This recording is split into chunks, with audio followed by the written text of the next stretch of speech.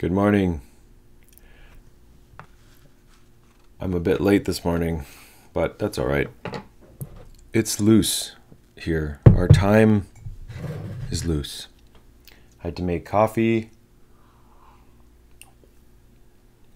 I had to listen to some debates, listen to some film criticism. What am I doing this morning? Well, doing what we always do. Drawing. This is what we do here. Oh, time to switch. Hello.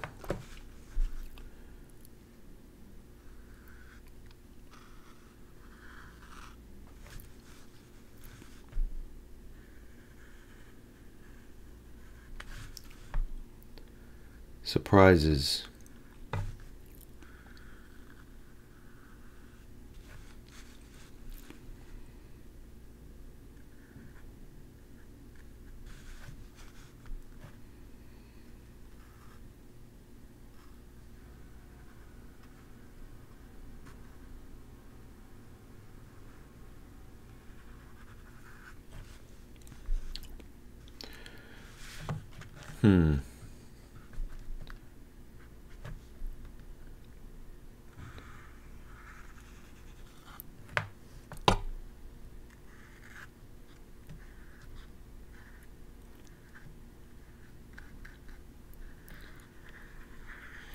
It's a double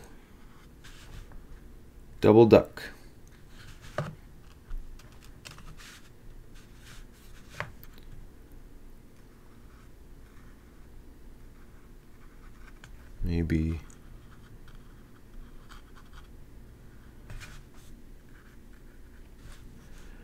Maybe it's an octo duck.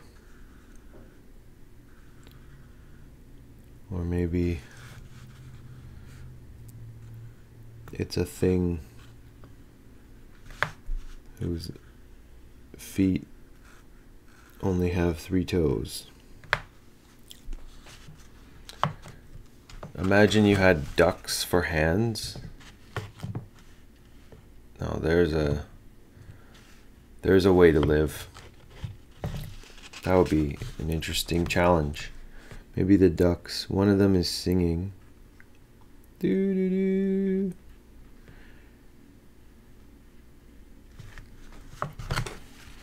Oh.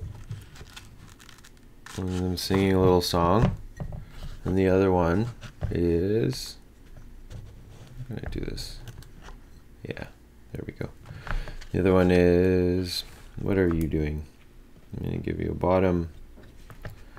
And you're going... woof.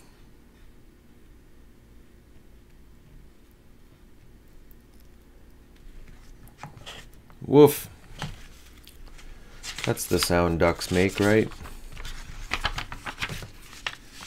Okay. Drawing 1. I was gonna read...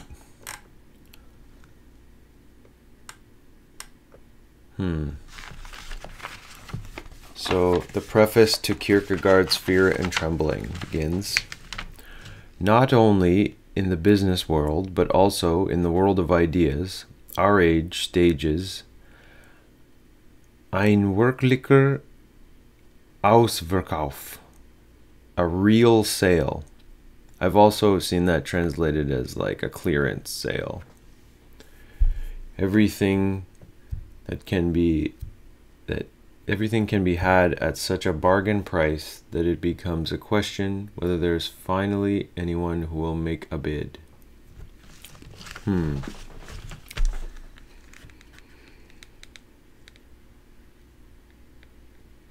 Does that sentence apply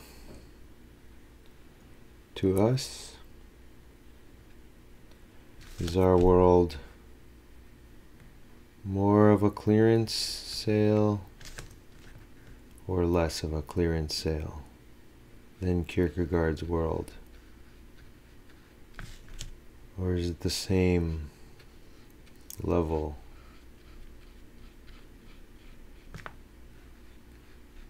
Is this a space of clearance?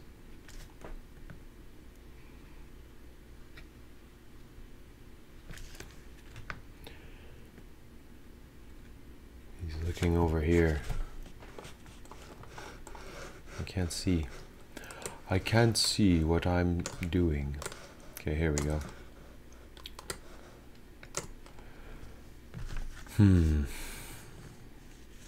Every speculative monitor who conscientiously signals the important trends in modern philosophy, every assistant professor, tutor, and student, every rural outsider, and tenant incumbent in philosophy is unwilling to stop with doubting everything. Unwilling to stop with doubting everything, but goes further.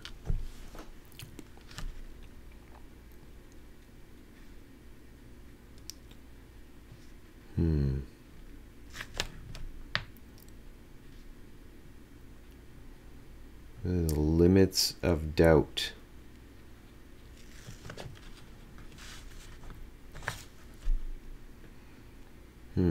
What's this person doing? I do believe they're going to be wearing a turtleneck. And in the process of just finishing flipping a coin. Bing! There's the coin.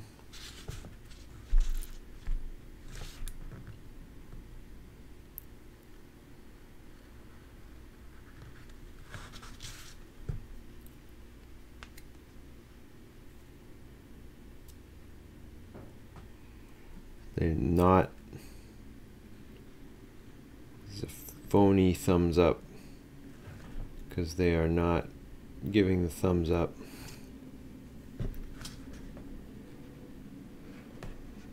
They are in a game of chance.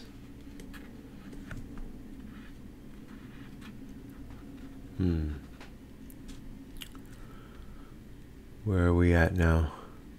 Perhaps it would be premature and ultimately, perhaps it would be premature and untimely to ask them where they really are going, but in all politeness and modesty, it can probably be taken for granted that they have doubted everything, since otherwise it certainly would be odd to speak of their having gone further.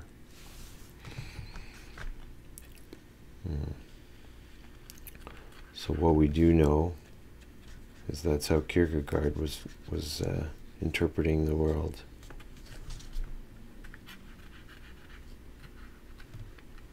That we had doubted, or that philosophers and the people who doubt have doubted everything.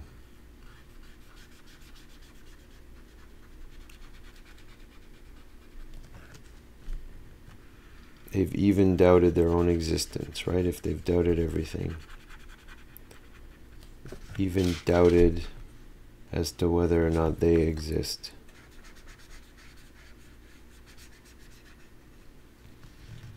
They've doubted whether the world exists. Do you ever feel that way? Do you ever feel like you can doubt your own being?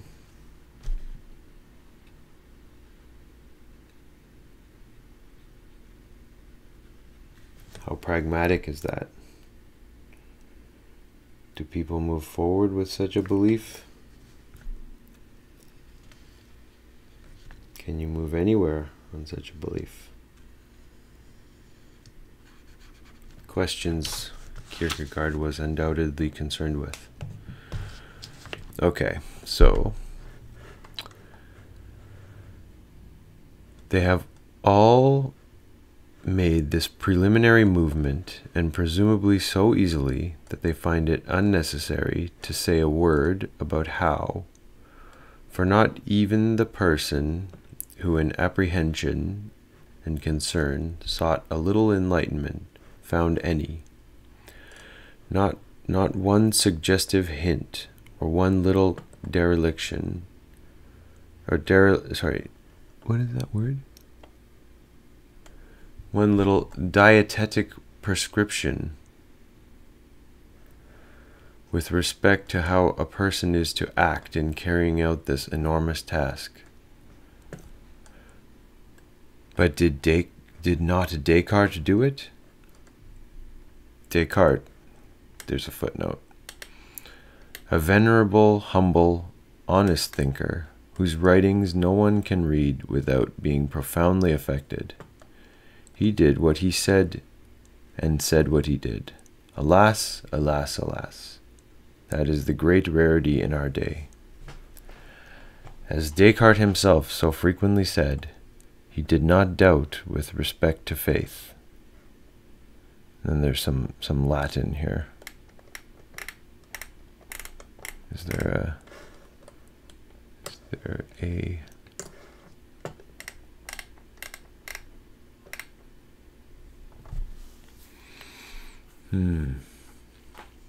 But we must keep in mind what has been said, that we must trust to this natural light only so long as nothing contrary to it is revealed by God himself. Above all, we should impress on our memory as an infallible rule that what God has revealed to us is incomparably more certain than anything else, that we ought to submit to the divine authority rather than to our own judgment, even though the light of reason may seem to us to suggest, with the utmost clearness and evidence, something opposite.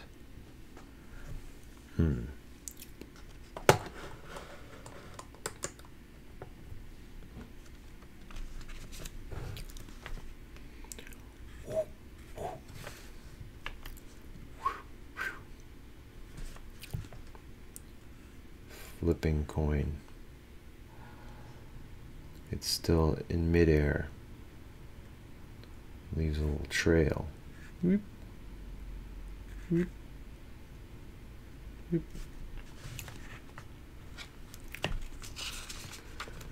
Mid flip.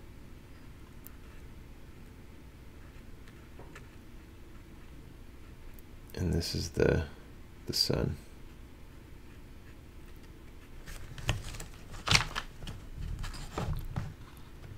The sun of dark days. What am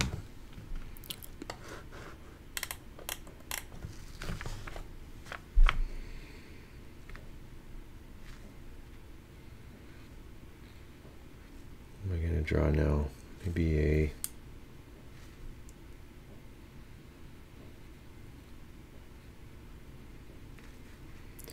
looks like it's going to be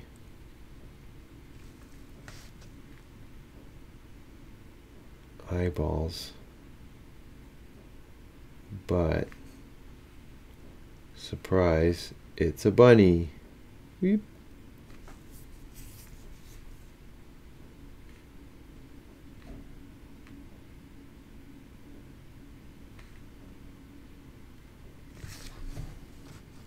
Look at that little guy.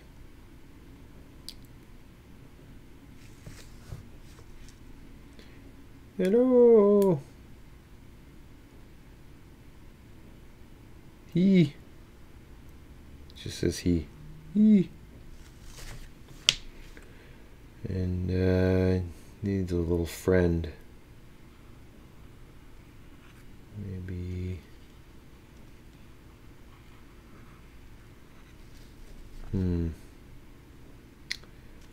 It's what is this? An apple.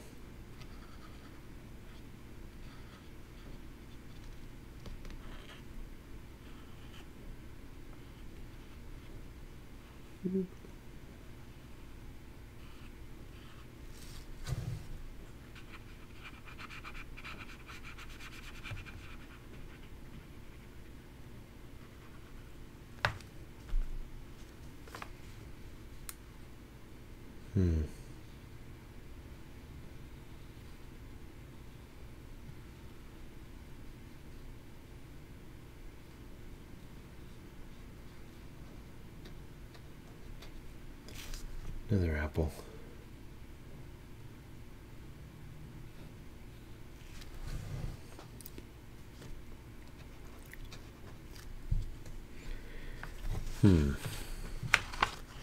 Two apples and a bunny. A flying bunny. Oh. Little wings. I'm just going to cover up that little language.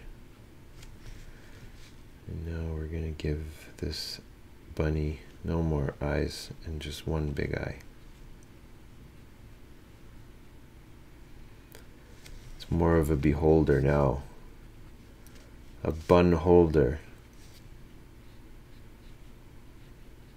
That's a Dungeons and Dragons reference. There are flying eyeball buddies called beholders. They're also in the Doom.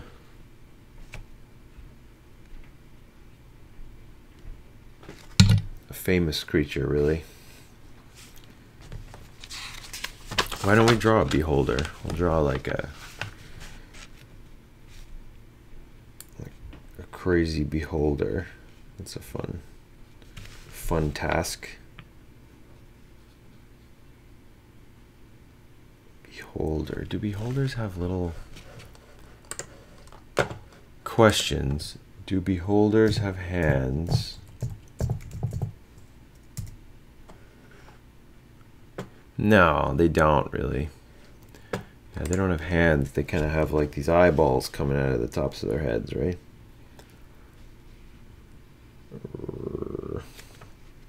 I guess they could have sort of eyeball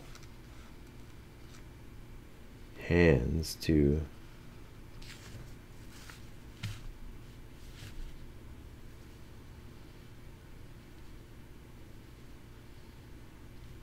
What else? Okay, back to reading some Kierkegaard. Where was I?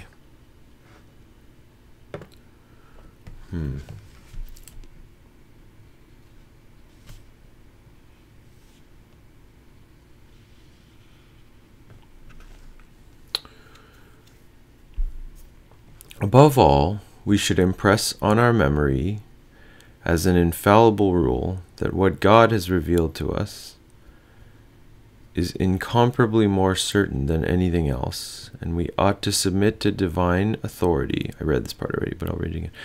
We ought to submit to divine authority rather than our own judgment, even though the light of reason may seem to us to suggest, with the utmost clearness and evidence, something opposite. That was still him quoting Descartes.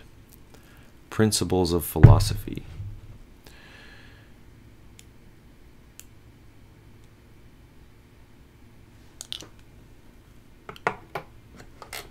Actually, was that? Oh yeah. Yeah, no, it's this is written by Johannes di Silentio. I like that was one of Kierkegaard's pen names. His pen names are fun. He had a good flair for pen names. Johannes di Silentio. It's a good name. I wish my name was Johannes di Silentio. I guess I could change it, but I don't know. I'll hold on to my own name for now. So he did not shout, "Fire, fire," and make it obligatory for everyone to doubt, for Descartes was a quiet and solitary thinker, not a shouting street watchman. He modestly let it be known that his method had significance only for him, and was partly the result of his earlier warped knowledge. Some more Latin here. Jeez, how come they never taught me Latin? I think you have to be rich to learn Latin these days. Someone's got to be thinking clearly somewhere down the chain.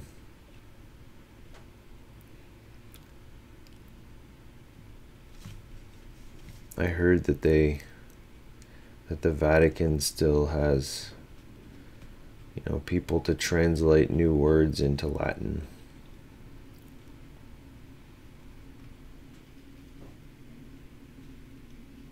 So you can find some odd hybridized Latin and modern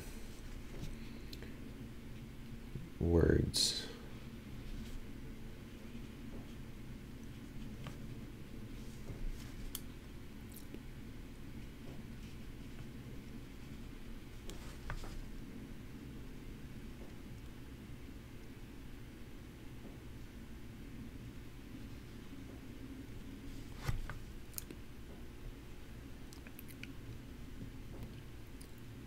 Got a bunch of eyes. I think they have 8 arms. How many do they have? 10. No, they have 10. Usually, I suppose. Usually 10.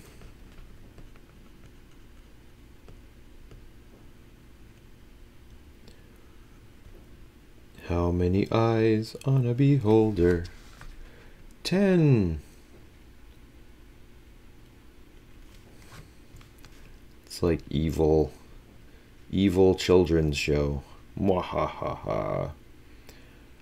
Come on, kids, let's learn how to draw beholders today. Freak out your religious parents. Draw a beholder today.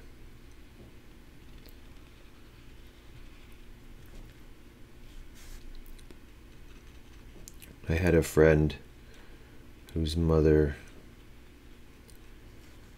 wouldn't let him play Magic the Gathering because when she saw the word summon,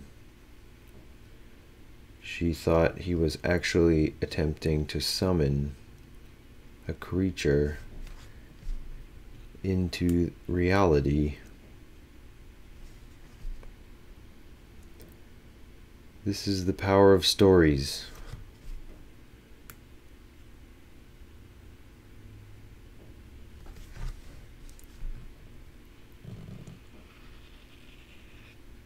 Needless to say, she didn't like him coming over and playing Magic the Gathering with me, so it stopped happening. Whoa.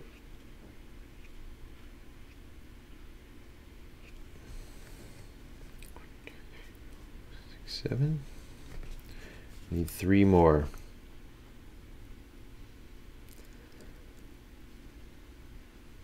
Tentacular eyeballs.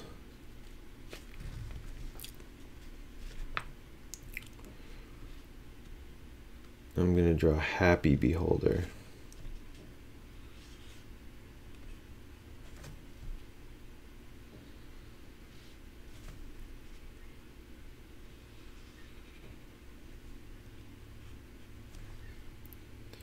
Finally, my check came through.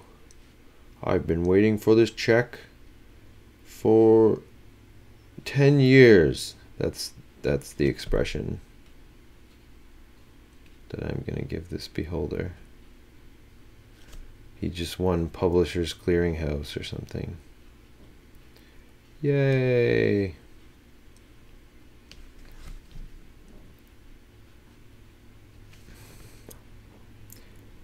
Doctor gave me a pill and I grew a new kidney. That's the look of this beholder. He just inherited some future medicine.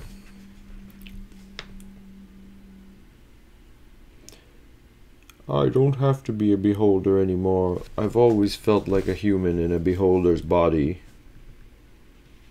Now I can finally have the surgery.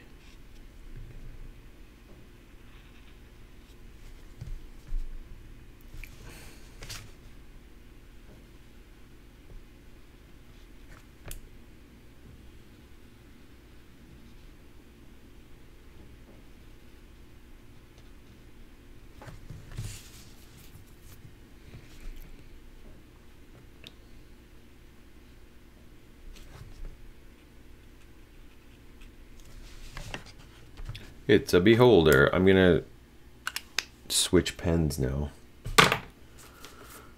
Go small. Let's get some detail into this beholder.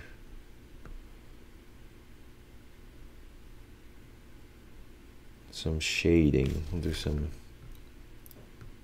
hatching. Basic hatching.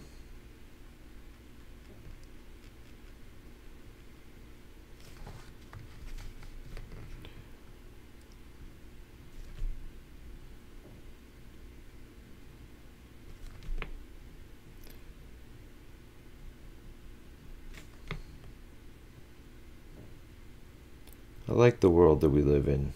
There's so many opportunities to create things.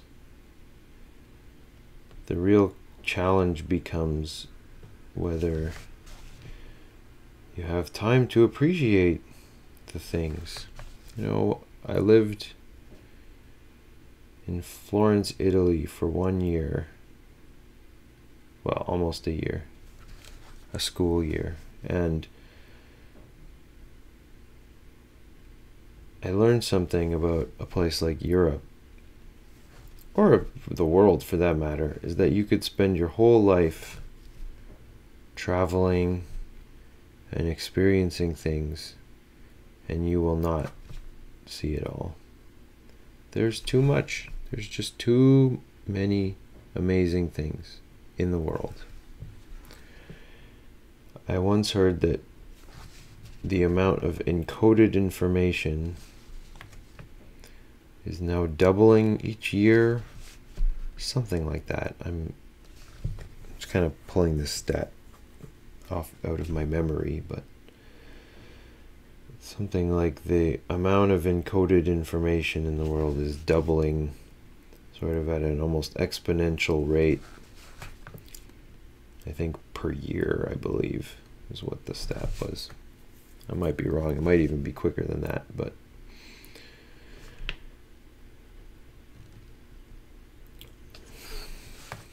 as I continually talk about the singularity as the only coping strategy to the copious amounts of information that will be required for all future endeavors, the pressure will become higher and higher on each one of us to know more, to access more faster, to know someone's next thought before they have it. Once we get to that point, things will change rather rapidly. When you can no longer compete, when the competitive pressures are such that the only way to survive will be part of a singularity, I'm intrigued.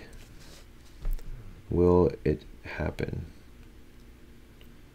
Will it be the logical response to the environment? As most pieces of technology would appear to be.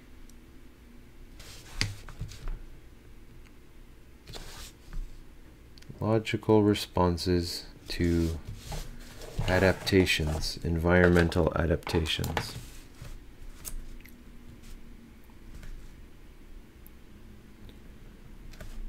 Hey, good morning. My good friend Thomas says good morning. Good morning. I'm drawing a beholder.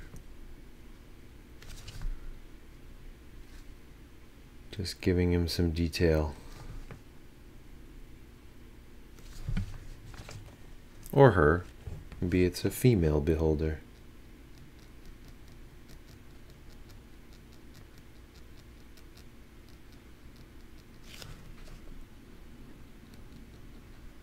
Winnie.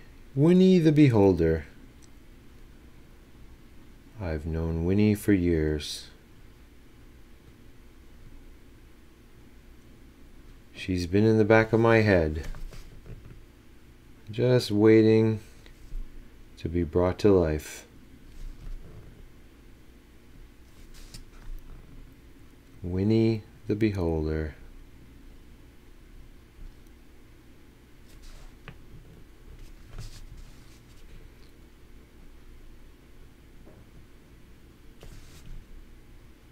I think female beholders have small goatees. I'm going to give her a small goatee. It's considered very attractive in the beholder world to have a small goatee. So I will give her a small goatee.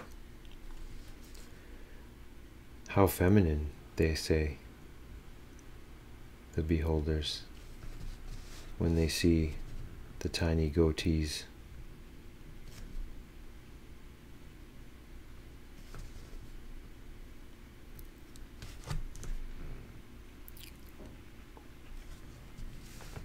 All right, where was I?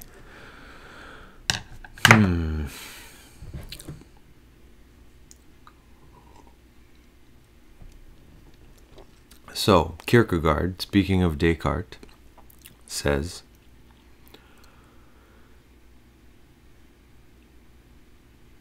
he did not shout fire, fire, and make it obligatory for everyone to doubt, for Descartes was a quiet and solitary thinker, not a shouting street watchman.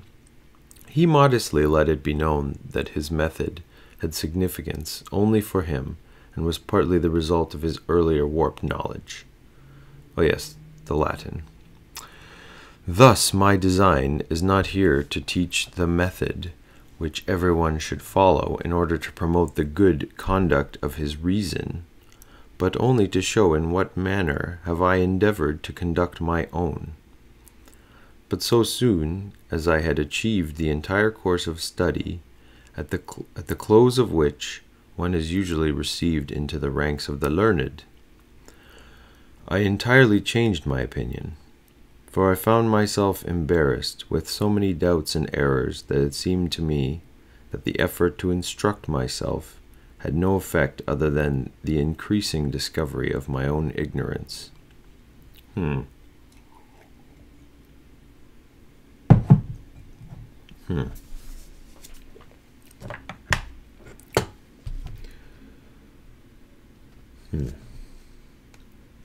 Back to the beholder. So, what I'm gathering there is that Descartes was critical of his own learning and his own ability to reason based on what he had learned.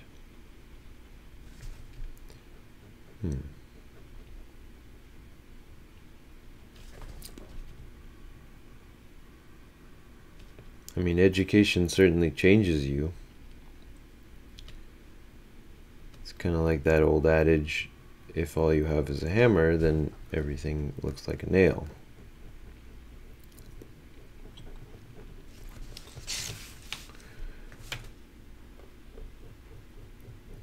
But in a singularity, we would have all tool sets at all times for any reason. And you would also have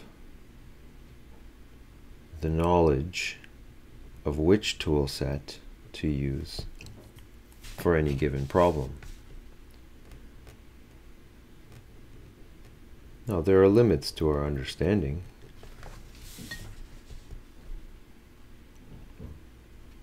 But what are those limits? I mean, if there are limits, do we even know them? I mean, if there are limits outside of us,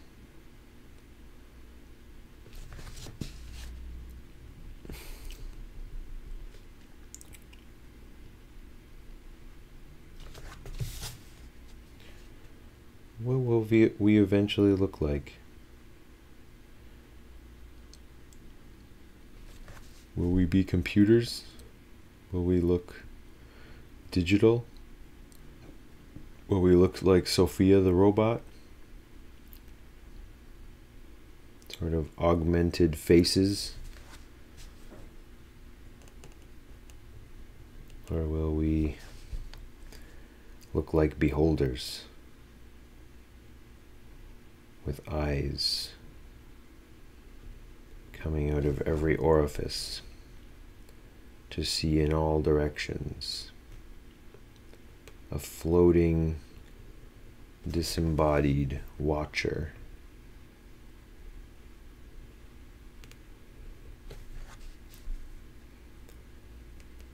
A brain and an eyeball. And a food intake.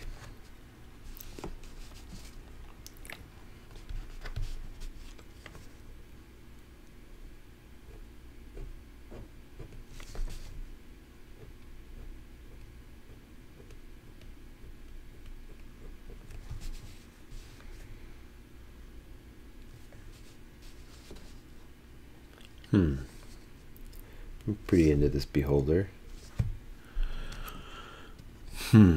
Alright, so a little bit of Minecraft villager sounds in the morning. Ho, her, heh, heh, heh,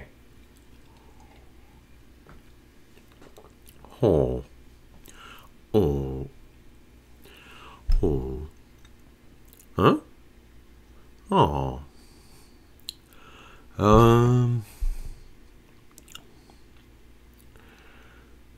What those ancient Greeks, back to Kierkegaard, what those ancient Greeks, who after all did know a little about philosophy, assumed to be a task for a whole lifetime, because proficiency in doubting is not acquired in days and weeks.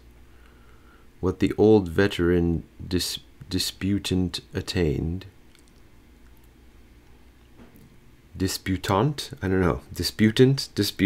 I don't know. It's a fun word. Disputant? If it is disputant, it's a fun word. Old veteran disputant attained. He who had maintained the equilibrium of doubt throughout all the specious arguments, who had intrepidly denied the certainty of the senses and the certainty of thought, who, uncompromising, had defied the anxiety of self-love and the insinuations of fellow feeling. With that, everyone begins in our age.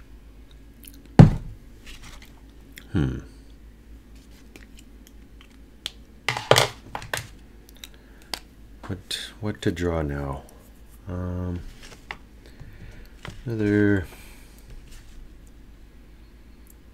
Let's draw a Lamassu. We're drawing I think I'm getting into D&D world. Lamassu. I like the D&D versions of Lamassus, but you know, they're actually pretty ancient forms. I think they're from Mesopotamia. The old Lamassus. So here we go. Lamassu time.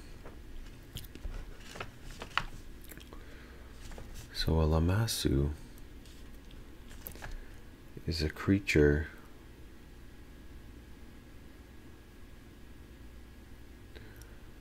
with a human face. But no, it's not a centaur. Even though it does have kind of the body of a ruminant. It almost looks like almost more like a cow than a horse.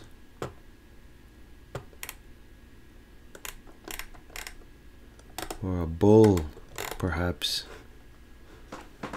I'll do some reading on a Lamassu. Bull man, yeah, so it's a body of a bull instead of, say, a horse or pony.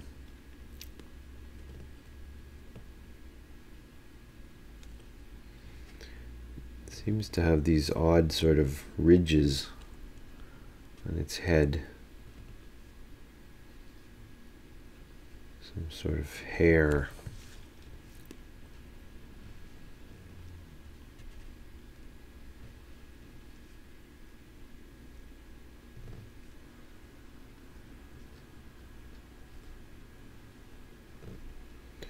Lamassu.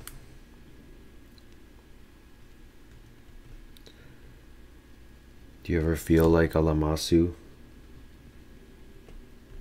Like a half cow person? I wouldn't say that I often feel like a Lamassu. Perhaps I have at one point in my life. I'm going to make an effort to be more sensitive to the times that I feel like a Lamassu. This is part of being mindful. Pay attention to your inner Lamassu, your inner bull man.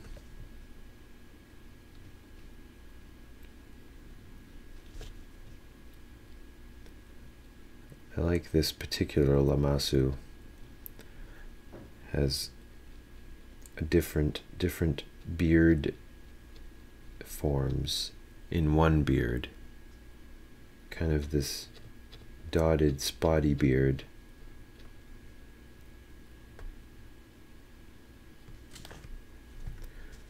And then a kind of grassy beard. Almost looks like a raft. Take my beard as a raft. Cross the river with it, for I am the Lamassu. It's got these nice big hair, and it would have been really interesting to live in ancient Mesopotamia.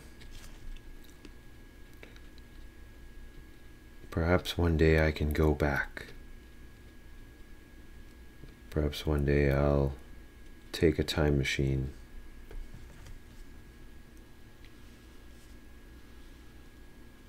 Back to Lamassu land. And I can meet a Lamassu firsthand. In Lamassu land. Alright. I got this. Now we're going to do some wings on the Lamassu. Because that's the thing with Lamassus too, is they also have wings. They are a flying human bull with wings.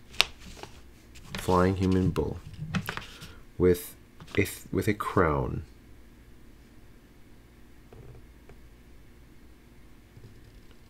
I wish I was a flying human bull. I'll have to settle for being who I am. For now. Until they really get genetic engineering on point. Get that working out. I mean, come on. I can't just stay a regular human for my entire life. Who wants to do that?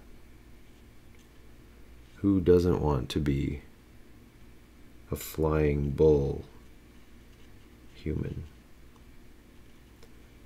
I mean, the market for that kind of technology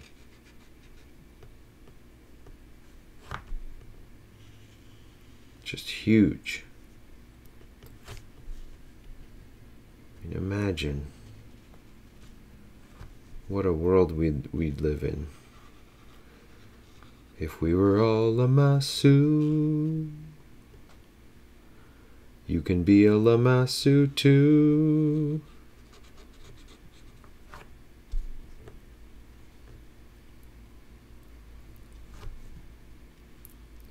I'm gonna make him doing a little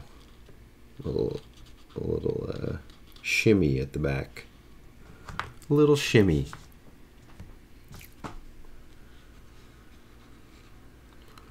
Lamassu. I always loved Lamassus. One of my favorite fantasy creatures.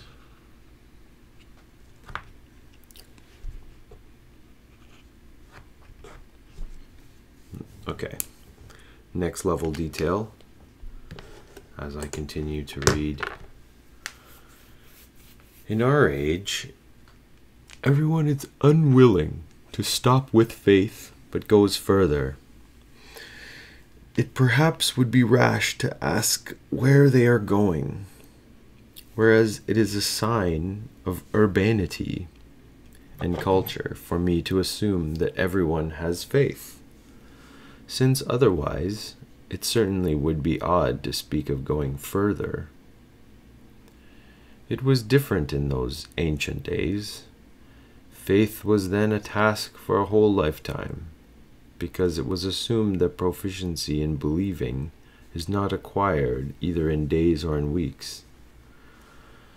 When the tried and tested oldster approached his end, had fought the good fight and kept the faith, his heart was still young enough not to have forgotten the anxiety and trembling that disciplined the youth,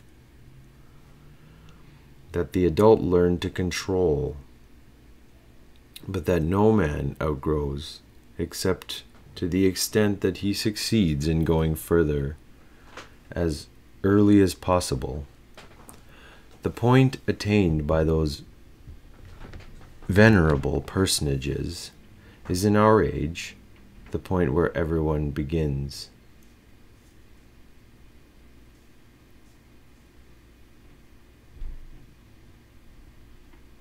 Nice. Oh, that's fun. Yeah, man. Stream the streamers.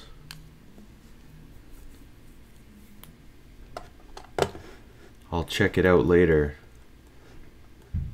Mr. Del Balso. Artists.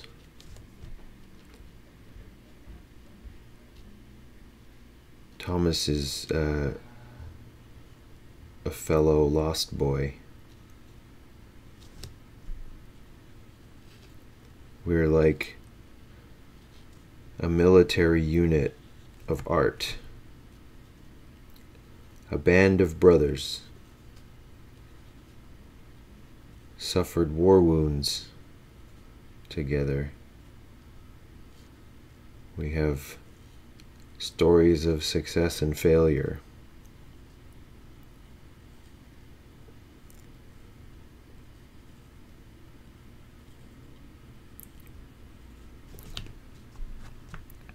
We made art all the time. And we listened to Zappa, and we sang along to Zappa. All the time.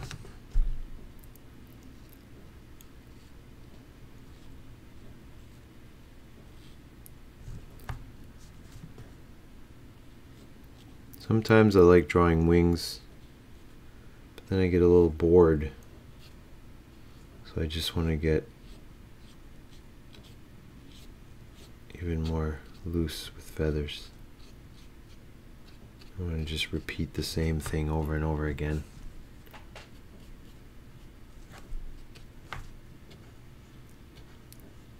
I wonder what Thomas is drawing. Is he also drawing a Lamassu? I don't know. I'll go over there later. Too busy drawing a Lamassu.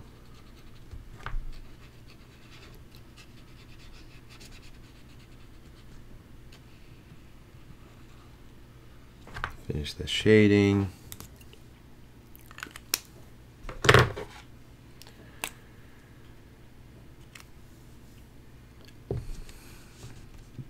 Okay. Back to Kierkegaard. The present author is by no means a philosopher. He has not understood the system, whether there is one, whether it is completed. It is already enough for his weak head to ponder what a prodigious head everyone must have these days.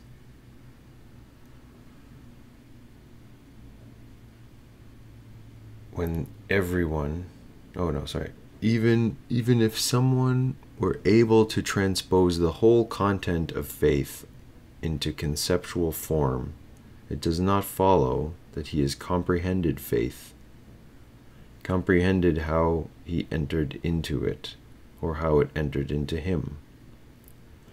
The present author is by no means a philosopher. He is poetis et elegante, in a poetic and refined way.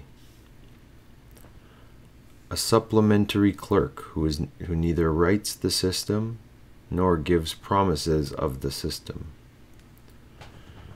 who neither exhausts himself in a system nor binds himself to a system. He writes because to him it is a luxury that is all the more pleasant and apparent the fewer there are who buy and read what he writes. He easily envisions his fate in an age that has crossed out passion in order to serve science, in an age when an author who desires readers must be careful to write in such a way that his book can be conveniently skimmed during the after-dinner nap. Must be careful to look and act like that polite gardener's handyman in Adressia Vicin, the advertiser, who with hat in hand and good references from his most recent employer recommends himself to the esteemed public. He foresees his fate of being totally ignored. He has a terrible foreboding that the zealous critic will call him on the carpet many times. He dreads the even more terrible fate that some enterprising abstractor, a gobbler of paragraphs, who in order to save science is always willing to do the writing of others, what Trop magnanimously did with the destruction of the human race in order to, quote-unquote, save good taste, will cut him up into paragraphs to do so with the same inflexibility as the man who, in order to serve the science of punctuation, divided his discourse by counting out the words, 50 words to a period and 35 to a semicolon. I throw myself down in deepest submission before every systematic ransacker. This is not the system. It has not the least thing to do with the system. I invoke everything good for the system and for the Danish shareholders in this omnibus. For it will hardly become a tower. I wish them all, each and every one, success and good fortune. Respectfully, Johannes de Salentio. So that was the preface to Fear and Trembling.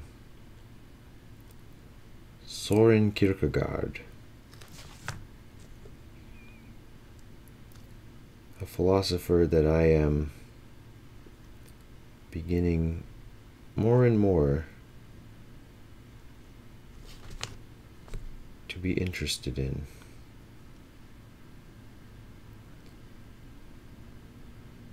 I think there's an insight there.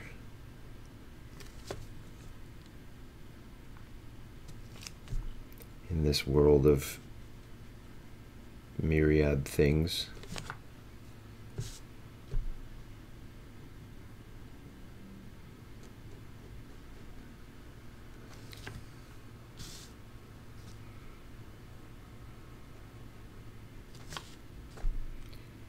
Got this tail going on.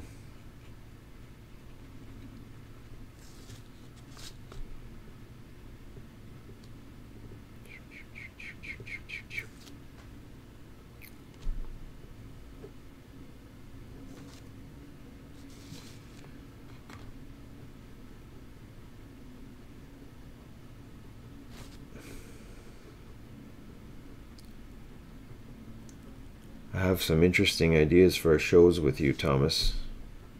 If you're still watching, we should talk shows. I have some fun thoughts.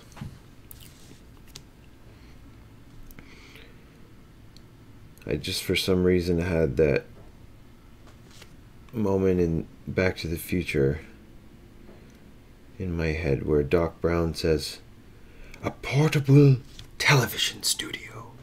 I think we all live in the time of the portable television studio. It's also a telephone.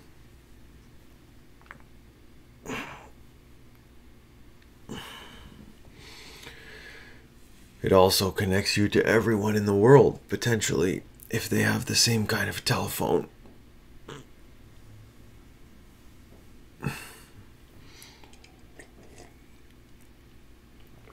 So don't forget that you live in a pretty amazing time.